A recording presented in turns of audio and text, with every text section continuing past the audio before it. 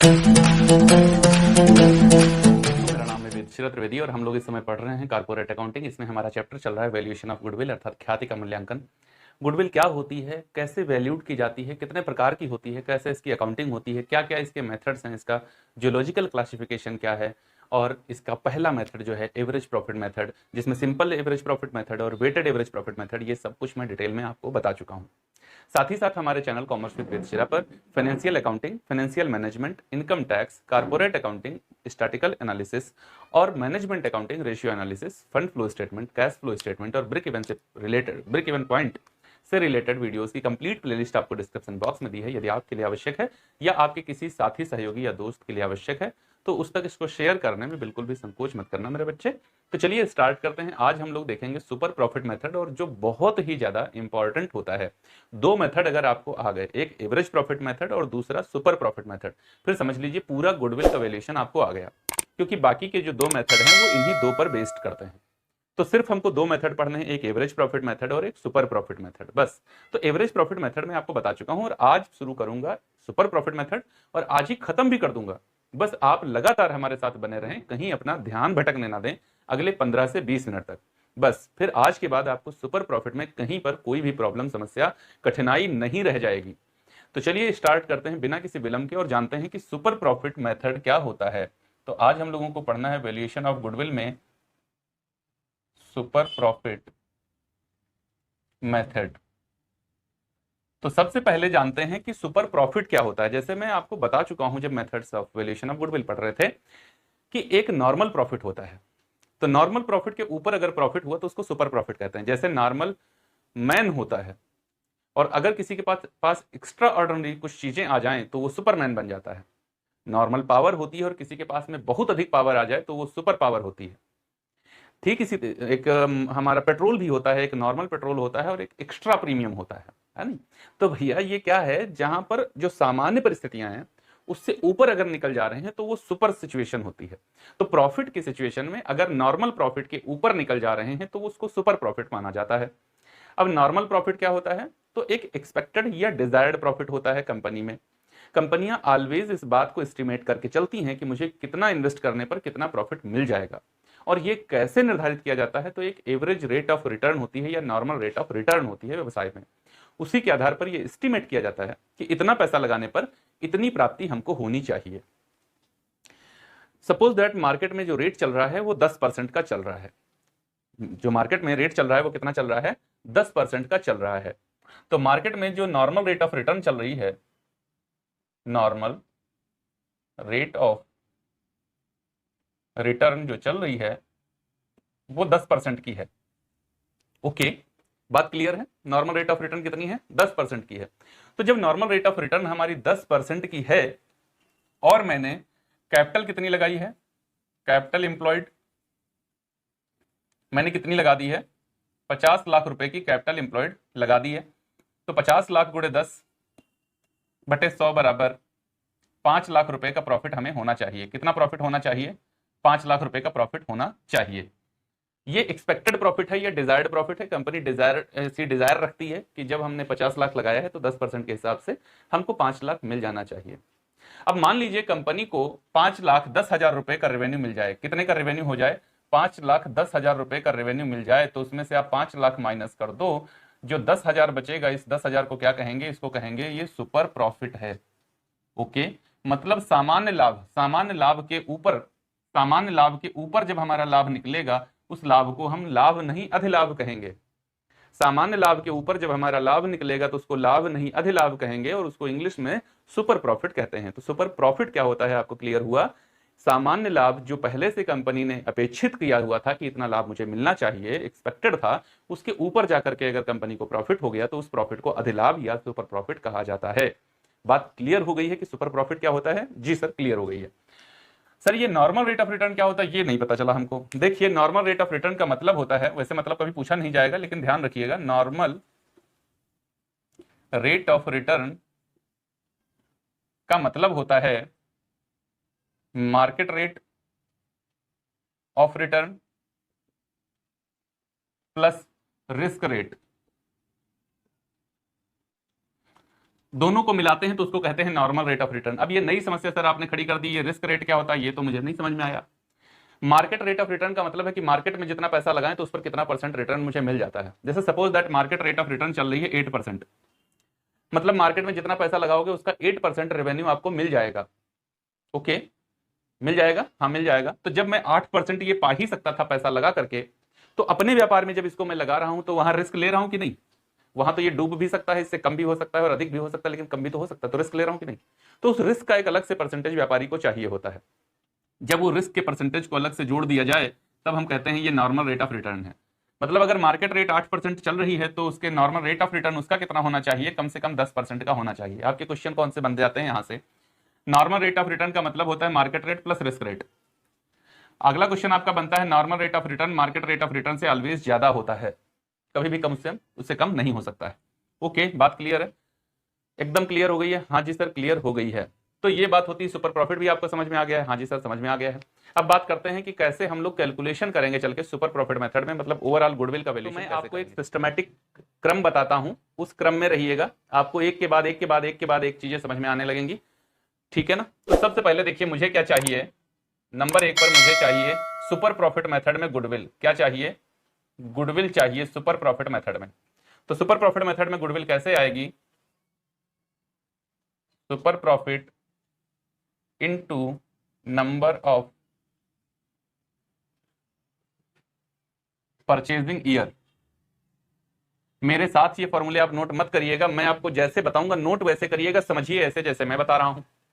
तो मुझे super profit method में गुडविल का वैल्यूएशन करना है। गुडविल का वैल्यूएशन करने के लिए मेरा फॉर्मूला बना super profit into number of purchasing year. अब मेरे पास प्रॉब्लम आई कि मुझे सुपर प्रॉफिट चाहिए, क्योंकि बिना सुपर प्रॉफिट के तो क्वेश्चन नहीं लगेगा भाई गुडविल के वैल्यूएशन के लिए। देखो लिखा है super profit into number of purchasing year. तो नंबर 2 पर चलेंगे और कैलकुलेट करना है हमको सुपर प्रॉफिट। सुपर प्रॉफिट का मतलब होता है average profit minus normal profit. अब दो अलग अलग समस्याएं आ गई, हमको एवरेज प्रॉफिट भी चाहिए और नॉर्मल प्रॉफिट भी चाहिए, है कि नहीं? तो एवरेज प्रॉफिट तो मैं आपको पढ़ा करके आया हूं पिछले वीडियो में, तो उसी के आधार पर कैलकुलेट कर लेंगे। एवरेज प्रॉफिट बराबर कैसे निकलता है? Total profit upon number of years. Okay, अब अगर बात करूं चौथे नंबर पर कि नॉर्मल प्रॉफिट कैसे निकलता है या ये क्या होता है नॉर्मल प्रॉफिट, तो अभी मैंने आपको बताया कि नॉर्मल प्रॉफिट कैपिटल एम्प्लॉयड जो होती है, व्यवसाय में जो पूंजी विनियोजित होती है, उस पर एक निश्चित प्रत्याय की दर के आधार पर उसे निर्धारित किया जाता है। तो इसका फॉर्मूला क्या बनेगा? एवरेज कैपिटल एम्प्लॉयड या फिर और capital employed into normal rate of return NRR upon 100। Okay, क्या बना फॉर्मूला? एवरेज कैपिटल एम्प्लॉयड या फिर कैपिटल एम्प्लॉयड। क्वेश्चन में ना कहा गया हो कि क्या करना है तो इसको आधार मानना चाहिए, और अगर कह दिया गया हो स्पष्ट रूप से कि कैपिटल एम्प्लॉयड मतलब विनियोजित पूंजी को ध्यान में रखो तो ये रखना चाहिए। एनआरआर का मतलब है normal rate of return. NRR का मतलब क्या है? Normal rate of return. तो capital employed into normal rate of return upon 100, इससे क्या आ जाएगा? नॉर्मल प्रॉफिट आ जाएगा। देखो सब कुछ मिल गया हमको। क्या क्या मिल गया? सबसे पहले आपको चाहिए क्या? देखो सुपर प्रॉफिट चाहिए। सुपर प्रॉफिट कैसे आएगा? Average profit minus normal profit से आएगा। यहां से नॉर्मल प्रॉफिट आएगा, यहां से एवरेज प्रॉफिट आएगा, यहां से देखो तब फिर आपका सुपर प्रॉफिट आएगा, और जब सुपर प्रॉफिट आ जाएगा तो गुडविल आ जाएगी। मतलब इन फॉर्मूलों को आपको क्या क्रम देना है? तो इन फॉर्मूलों के लिए आपको क्रम देना है, नंबर 1 पर आपको निकालना है नॉर्मल प्रॉफिट, नंबर 2 पर निकालना है एवरेज प्रॉफिट, नंबर 3 पर निकालना है सुपर प्रॉफिट, और नंबर 4 पर करना है गुडविल। मैंने आपको विपरीत क्रम में बताया ताकि एक के बाद एक के बाद एक, एक के बाद एक के बाद एक अपने आप चीजें समझ में आती जाएं। आपको क्या करना है? उल्टे क्रम में चलना है। देखो मुझे क्या चाहिए था? गुडविल। तो मैं गुडविल से शुरुआत करता हूं, super profit into number of purchasing year. ये सुपर प्रॉफिट मिल गया, तो सुपर प्रॉफिट निकालो, average profit minus normal profit, तो एवरेज प्रॉफिट निकालो और नॉर्मल प्रॉफिट निकालो, ऐसे। अब एक नई समस्या आपके सामने आई, और वो है एवरेज कैपिटल एम्प्लॉयड या फिर कैपिटल एम्प्लॉयड कैसे कैलकुलेट करेंगे। तो कैपिटल एम्प्लॉयड अगले 5 नंबर पर हम लोग देखते हैं। अभी मैंने आपको बता दिया, आप अपने हिसाब से समझिएगा इसको। 5 नंबर पर मुझे चाहिए अब कैपिटल एम्प्लॉयड। कैपिटल एम्प्लॉयड क्या होती है? विनियोजित पूंजी। इसको कैसे कैलकुलेट करते हैं? तो इसका फॉर्मूला क्या बनेगा? Total of real assets minus outside liability.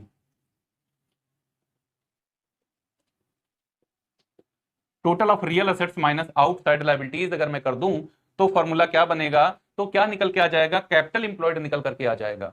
और अगर मुझे चाहिए हो कि सर अब बताइए एवरेज कैपिटल एम्प्लॉयड कैसे आएगा? एवरेज कैपिटल एम्प्लॉयड बराबर, तो एवरेज कैपिटल एम्प्लॉयड कैसे आती है? Capital employed minus 1/2 of current year profit. जो कैपिटल एम्प्लॉयड आपकी निकलेगी उसमें से अगर आप करंट ईयर प्रॉफिट का 1/2 कर देते हैं माइनस, तो आपके पास निकल करके आ जाएगी एवरेज कैपिटल एम्प्लॉयड। क्या निकल के आएगी? एवरेज कैपिटल एम्प्लॉयड निकल करके आ जाएगी। 1/2 क्यों माइनस करते हैं? क्योंकि कैपिटल एम्प्लॉयड जब आप टोटल ऑफ रियल असेट्स लेते हैं तो वहां पर आपका करंट ईयर का सरप्लस भी इंक्लूड हो जाता है। और जब करंट ईयर का सरप्लस इंक्लूड हो चुका है, तो इस वजह से उस वर्ष का आधा प्रॉफिट हम लोग यहां से माइनस कर देते हैं ताकि एवरेज कैपिटल एम्प्लॉयड आ जाए।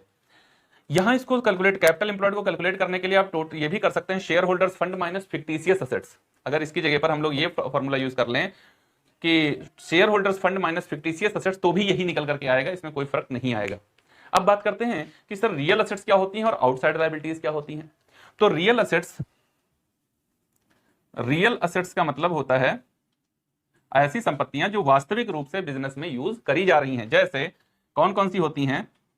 Plant, machine, building, furniture, cash, bank, debtors, BR, prepaid, etcetera. ये सब क्या है? ये सब की सब रियल असेट्स हैं। ये सब क्या है? रियल असेट्स हैं। ओके, यहां पर इनको क्या कहेंगे? ये सब रियल असेट्स हैं, वास्तविक संपत्तियां हैं। ध्यान रहे, गुडविल वैल्यूएशन के लिए गुडविल को कभी भी रियल असेट्स नहीं माना जाता। अदरवाइज है वो भी इनटेंजिबल रियल असेट्स होती है वो हमारी, लेकिन उसको कभी भी यहां पर असेट्स में इंक्लूड नहीं करा जाएगा जब हम गुडविल का वैल्यूएशन कर रहे होंगे। अन्य सभी वैल्यूएशन में इसको भी रियल असेट्स मानेंगे, लेकिन गुडविल वैल्यूएशन में गुडविल को रियल असेट्स नहीं मानेंगे। अब बात आती है अगले नंबर पर कि आउटसाइड लायबिलिटी क्या होती है। तो आउटसाइड लायबिलिटी का मतलब है ऐसी लायबिलिटी जो व्यवसाय के बाहरी लोगों को पेमेंट करना है। बाहरी लोग कौन होते हैं? जैसे डिबेंचर्स, बैंक ओवरड्राफ्ट,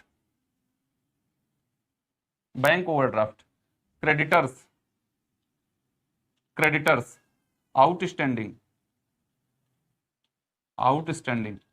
ठीक है ना? ये सब क्या है? ये वो लोग हैं जो, या अन्य कोई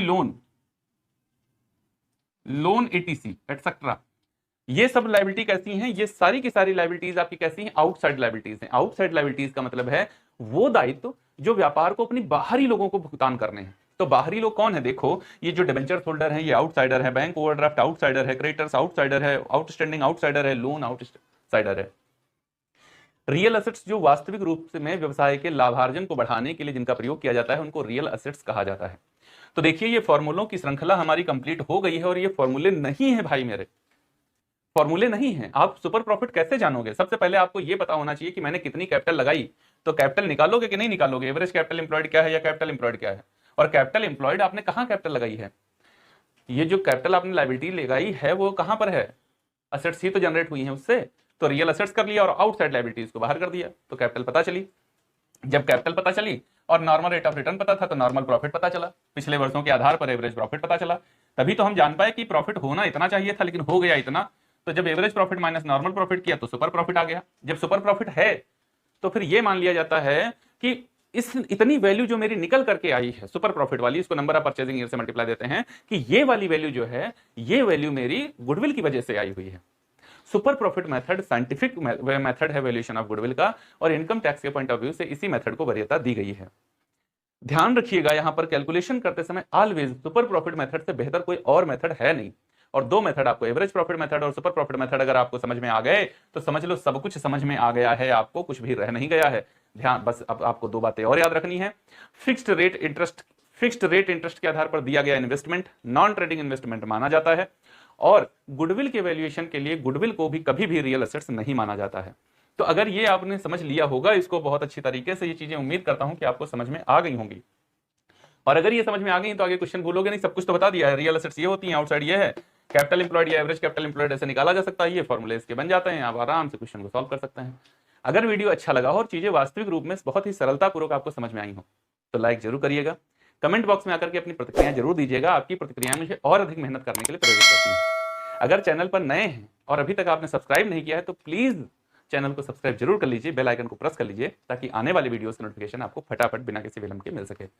मिलते हैं अगले वीडियो में और वहां पर देखेंगे इनका एक संख्यात्मक रूप में कैलकुलेशन कैसे किया जाता है। तब तक के लिए जय हिंद दोस्तों।